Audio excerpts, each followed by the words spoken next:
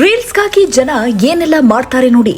ಬೆಂಗಳೂರಿನ ಕುಟುಂಬವೊಂದು ವೃದ್ಧ ವ್ಯಕ್ತಿಯನ್ನ ಗೋಣಿ ಚೀಲದಲ್ಲಿ ತುಂಬಿ ಕೊರಿಯರ್ಗೆ ಯತ್ನಿಸಿರುವ ಘಟನೆ ಮಂಗಳವಾರ ನಡೆದಿದೆ.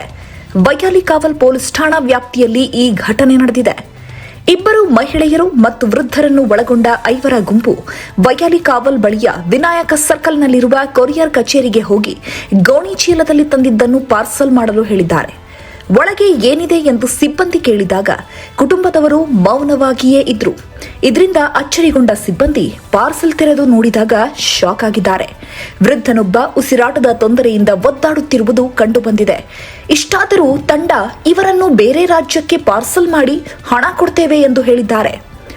ಚೀಲದಲ್ಲಿ ವೃದ್ಧ ವ್ಯಕ್ತಿ ಇರೋದ್ರಿಂದ ಕೊರಿಯರ್ ಮಾಡಲು ಸಾಧ್ಯವಿಲ್ಲ ಎಂದು ಸಿಬ್ಬಂದಿ ನಿರಾಕರಿಸಿದ್ದಾರೆ. ಈ ವೇಳೆ ವಾಗ್ವಾದ ನಡೆದಿದೆ.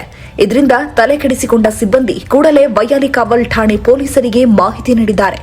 ಸ್ಥಳಕ್ಕೆ ಧಾವಿಸಿದ ಪೊಲೀಸರು ಸಿಸಿ ಕ್ಯಾಮೆರಾ ಪರಿಶೀಲಿಸಿದಾಗ ಅಸಲಿ ಕಥೆ ಬೆಳಕಿಗೆ ಬಂದಿದೆ. ಯುಗಾದಿ ಮತ್ತು ರಂಜಾನ್ ಹಬ್ಬದ ಸಮಯದಲ್ಲಿ ಬಸ್ ಟಿಕೆಟ್ಗಳು ಹೇಗೆ ಹೆಚ್ಚಾಗಿ ಮಾರಾಟವಾಗ್ತವೆ ಅನ್ನೋದರ ಕುರಿತು ಜನರಿಗೆ ಸಂದೇಶ ಮಾಡಲು ಒಂದು ರೀಲ್ಸ್ ಮಾಡಲಾಯಿತು ಎಂಬುದನ್ನ ಒಪ್ಪಿಕೊಂಡಿದ್ದಾರೆ. ಗೋಣಿ ಚೀಲದಲ್ಲಿ ತುಂಬಿದ ವ್ಯಕ್ತಿ ಕುಟುಂಬದ ವಿರುದ್ಧ ಯಾವುದೇ ಆರೋಪ ಮಾಡಿಲ್ಲ.